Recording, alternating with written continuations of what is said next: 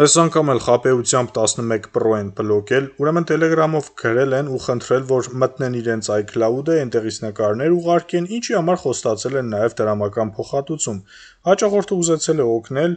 եւ մուտքագրելով ուրիշի iCloud-ը իր հեռախոսի մեջ, այնտեղից արդեն իր հեռախոսն են բլոկել ու արդեն գումար են պահանջել, որ ապա բլոկավորում իրականացվի։ Բնական է,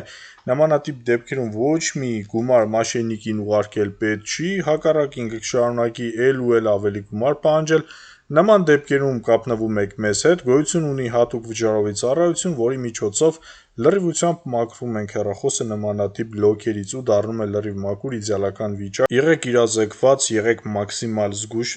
սա շատ ուժեղ տարածված մեթոդ է գումար աշխատելու, հիմնականում գրում են Telegram-ի միջոցով, այնպես որ լինում ենք զգույշ, բայց եթե այնուամենայնիվ նման խնդիրների մեջ եք, կապնվեք մեզ հետ, այս աշխատանքը կարելի է իրականացնել նաև հեռակալ կարգով, այսքանը։